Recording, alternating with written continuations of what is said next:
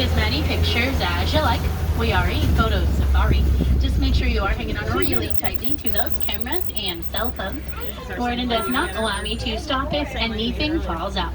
But if it does fall out, please let me know. Also, please make sure we do stay seated at all times, keeping all of our hands, arms, feet, and legs inside the truck. It does get to be pretty bumpy out here, and we go through some really rough, rushing, close rocks. We just want to keep everybody nice and safe. This first area we're heading on into is called the Little Itiri Forest. And out on the right-hand side is an okapi. A lot of people believe that okapis are related to a zebra because of their legs, but they're actually the only known relatives of the giraffe. They have this really cool prehensile tongue that allows them to lick their own eyes and ears, much like giraffes can. The large bird is a saddle-billed stork. They get their name from the lovely yellow saddle shape on their bill. They're usually about 5 feet tall. They can have a wingspan of about 9 feet across. Unlike most birds, they don't communicate through any sort of chirping or tweeting sounds. They communicate by rattling their bills back and forth together.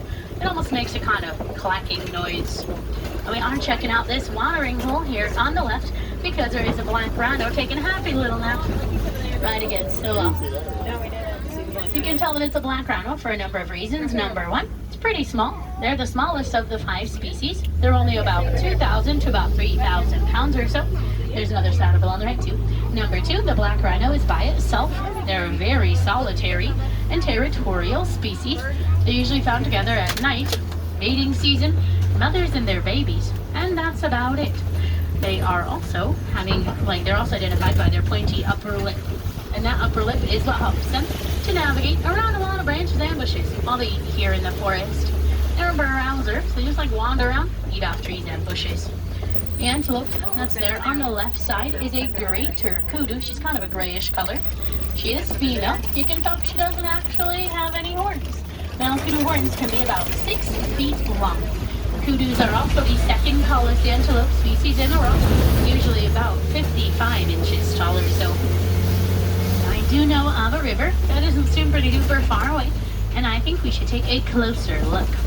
Rivers and watering holes are usually pretty good places to find animals, and all animals need water in some way, shape, or form. So we'll give it a look and see what we can find. If we can't find a lot here on this side of the river, we usually do have better luck on the other side of the river. I don't really know why, but the animals usually like that side a little bit better. Now we also want to keep our eyes out in the water, not just on the shore. Sometimes you can find animals like hippos, who's here on the left, kind of crawling into the water. There's a few in the water itself. Look straight, not straight out on our left, kind of at 11 o'clock, 10 o'clock or so. They're walking in the water right as the river kind of bends around there. There's another hippo in the water, almost directly in front of this island. Hippos are some of the largest and most dangerous animals in Africa. Not because of what they eat. There's one here on the left. They are herbivores, so they eat plants. They're mostly dangerous because of how large they are. They usually weigh about 5,500 pounds. Their bite is so strong it can crush a crocodile in half. They can crush an entire watermelon in their jaws too. Then on the island is that pod of pink-backed pelicans. They get their name from the dusty rose color on their back. A lot of people think it's only there during mating season, but it is actually there all the time. Just becomes a more pronounced and sort of obvious color during mating season to help them attract a mate. There's another couple of hippos there as well. The pelicans are colonial nesters, meaning that they like to nest as a group. The idea is the more birds have got to look out for a nest, the safer it is. Also on the left is a basque of Nile Crocodiles. They are alive. They just don't do a whole lot for most of the day. It's because they're cold-blooded. Like most reptiles are, they actually need to save the majority of their energy for when they have to eat, which is only about once a week to about once a month or so, typically depending on how much they eat at once. They can eat about half of their body weight in one sitting. They will usually weigh about 500 pounds or so. They've also got a bone-crushing bite force of around 2,000 pounds. If they were to lay perfectly still underneath the water, they can actually hold their breath for about 2 hours, which is incredibly impressive, considering we humans can only hold our breath for just a couple of minutes or so. Now sometimes you will see them laying there with their mouths open. They're not trying to look scary or intimidating. By opening their mouths, they're just hot. They open their mouth to allow air to kind of flow through their bodies and to cool themselves off just a little bit. If that doesn't work, then they will duck underneath the water. And if they hold their breath, they can hold their breath for 2 hours, but a lot of times they'll just poke their nostrils above the water, and then they can lay there for an extended period of time because they're not actually holding their breath, they're just breathing with their nose above the water. But then they'll cool off that way too. And then when they get too cold, they will crawl back on land. That's called being exothermic. It means they regulate their temperature through the environment around them. We humans are endothermic. We regulate on the inside. That is why we sweat. It's our body's way of cooling ourselves down. As cool as they are, I do think I'm going to take us off into a different ecosystem. That's because different ecosystems mean different animals. We're actually heading on into the savanna and the Serengeti Grasslands. These grasslands often act as kind of a superhighway for a lot of the migratory animals that live here. One of the first ones we can find are the stripy ones on the right. These ones are called zebras. We should all know what zebras are, but if you don't, they're a zebra. Specifically, they are the Hartmann's mountain zebras, or just the mountain zebra. You can tell because they've got this little flippy flap of skin that's on their neck. That's actually called a dewlap. They store a lot of hydration in their skin, so having the dewlap actually helps them to stay hydrated a little bit more easily. They are also black with white stripes. You can tell because of the color of their nose, just like you can with horses. Each of their stripy patterns are unique, just like a human fingerprint is. And to us, they are very, very obvious animals, right? You look out across, you're like, oh, there's a zebra. But they actually blend into the environment extremely well. So when they stand next to each other, they'll stand with their head facing another zebra's tail, and that kind of blurs the lines on their stripes. It makes it really, really hard for predators to tell if it's like one big giant zebra or a bunch of small zebras or however many zebras are in that clump. It makes it really hard for predators to see them. But it also makes it hard for predators when they stand in the bushes. And that is because the stripes are vertical, just like the bushes. And so when they stand there, it blurs the lines of those stripes, making them almost impossible to see. Out on the left side are the African wild dogs. One is standing up and there's a bunch in the den. We'll go on the side and see if maybe we can see them just a little bit better. The African wild dogs are also called painted dogs because of their spots. They are actually some of the most successful and dangerous predators in Africa. They're actually more successful at hunting than lions, cheetahs, and hyenas all combined together. It's because they not only hunt as a group, but because they chase their prey down until their prey just falls right over from exhaustion. They're about 90% successful. That's 9-0. If they want their prey, they catch it. The dark brown antelopes just chilling there on the left are sable antelopes. They're the only ones over there because sable antelopes are not very good at making friends. They also don't really like making friends either. Pretty much the only animal they get along like super duper well with are the Ankole cattle, because Ankole cattle are really chill animals. They just eat, so no one really minds them too much. Sable antelopes are really territorial, which is why they lay facing in different directions. They're keeping a much better eye out for their space. And then out on the left is one of the little giraffes. The zebras are still on the right, same zebras, we just tootle around. And then the little giraffe is on the left. It's so tiny and cute and adorable, and I love it. Giraffe's one of those species where I think the adults are equally as adorable as their little babies. But this one is cute. It's one of the little ones. Not the littlest one, but one of them. They're small and cute. They're doing what giraffes do best, which is eat. Giraffes eat for about 20 hours a day. They only sleep for about 30 minutes out of literally the whole entire day, both of which are due to their digestive systems. The giraffes are a ruminant. Oh, look at the zebra rolling. Rolling in the dirt. Rolling in the dirt. Whee! They're having fun playing in the dirt. Are you going to roll upside down again or just roll on this side? Just roll on this side? Oh, upside down. There we go. So they like to roll around in dirt because it acts as a sunscreen and it can help keep them a little bit cooler as well. The male zebra, he loves to be covered in dirt and mud. Like if he's clean, like with no dirt or mud on him, it's a little bit odd. Like he's almost always covered in it. It's his favorite hobby. So, well, giraffes eat a lot, so they're ruminants, so they have a 4-compartment stomach, and all their food goes right through all 4 compartments, so they eat a lot of food, but they don't really waste time sleeping. Here's those Ankole cattle. The one that's facing us, so with her head towards us, she's my favorite because her spots remind me of cookies and cream ice cream.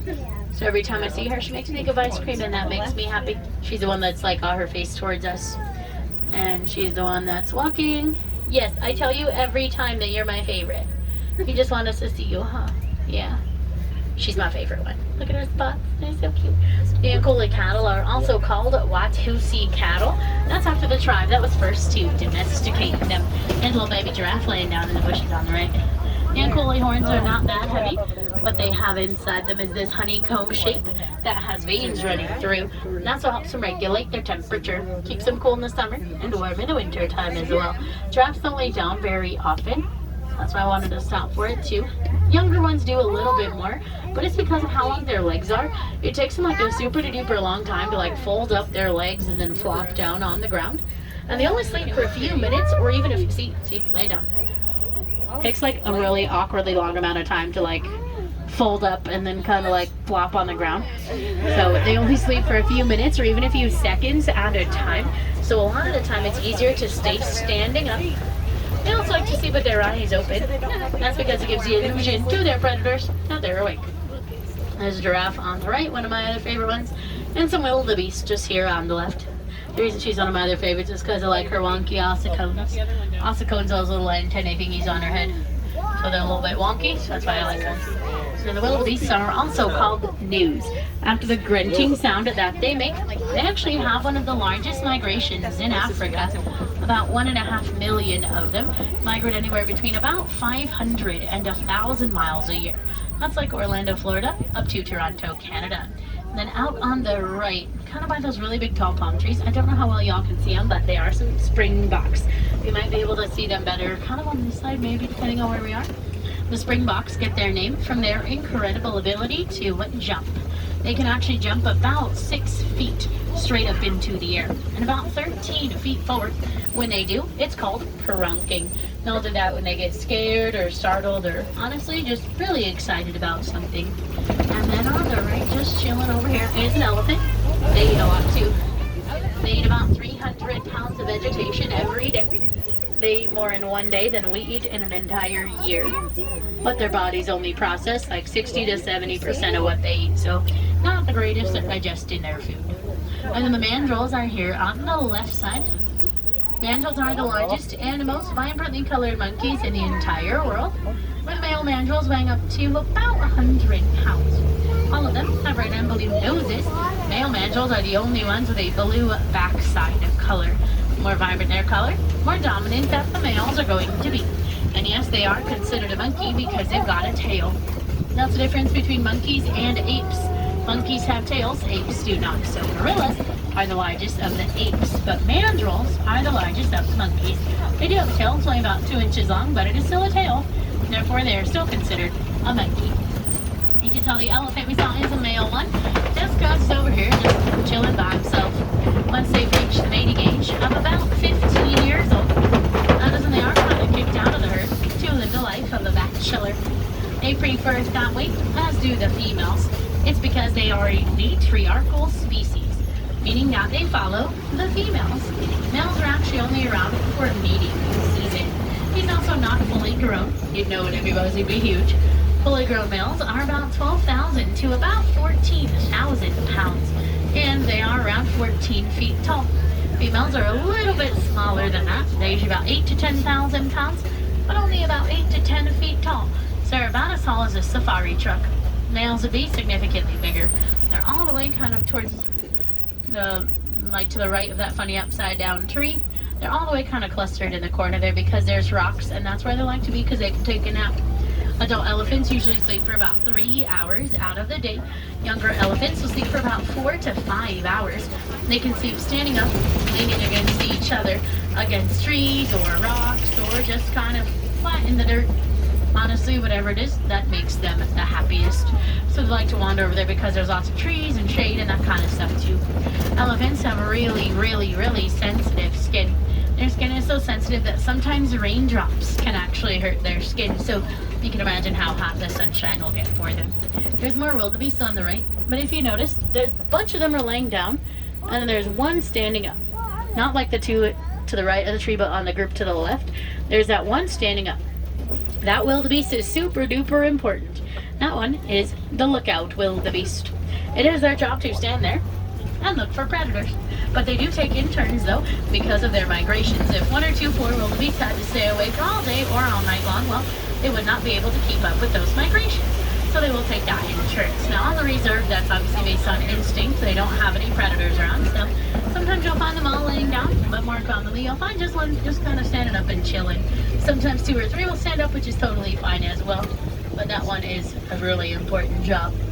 And there's an elephant way out on the left side by the bamboo, and then there's the flamboyance of greater flamingos here as well. Greater flamingos are the largest and lightest shade of all flamingo. They're usually about 5 feet tall. They weigh about 9 pounds. They get their color from the brine shrimp that they eat. It is the beta carotene that is found in the shell of the shrimp. The reason that some of the other flamingo species are much more like vibrant and rich color is because they eat a lot of algae, and that just has more color in it than the shrimp does. Nobody's entirely certain why they stand on one leg.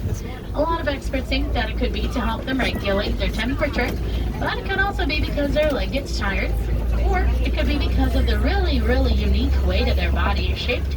It's easier to stand on one leg instead of two. Nobody knows, so you can think whatever you'd like. You could probably just make something up as well. Best part is, no one's gonna know if you're wrong. There's some white rhinos up on top of this hill to the right-hand side. You can see a couple of them up there, including a younger one. That younger one weighs about 1,500 pounds. It's not the same as a black rhino. White rhinos are the largest of the 5 species. They are about 5,000 pounds. Their babies are typically born between about 88 and about 150 pounds. And that's after moms are pregnant about 16 to 18 months.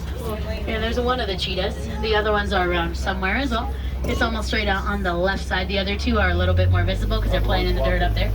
But we're gonna go super slowly by these rhinos as well. I'm really surprised that we do get to see the cheetahs because they have anxiety. They're scared of everyone and everything that's bigger than they are. Basically, if it's bigger than about 100 pounds, they don't want anything to do with it whatsoever. So every coalition has between 2 and 6 cheetahs. So there's one out there and the one towards the front in the sun. Because it essentially works the way that an emotional support animal would help a human. That's how they benefit each other. Cheetahs are tiny because they're fast. They are the fastest land mammals in the world, running at about 65 miles an hour, which they can reach in about 3 seconds. That's equivalent of most modern sports cars. They can only run that fast for about 30 to about 45 seconds. Otherwise, their teeny tiny little bodies overheat, sometimes reaching temperatures of about 105 degrees Fahrenheit. Cheetahs also cannot roar like other larger cats, but they do have the ability to purr. And a little baby one that's trying to nurse under mom there. So you can see she's got a little tiny little baby one there. It's little. It's nursing at the minute. That's why we can't see it super duper well, but that one is new, just a few months old. So super duper teeny tiny little things. Then also on the right, there are some ostrich. 3 large birds to the right of the big green truck. Ostrich are the largest bird in the world. They weigh about 150 pounds, but they cannot fly. They can, however, run pretty fast at about 45 miles an hour. When they flap their wings and they run, they're not trying to fly. They're trying to keep their balance and change direction as well.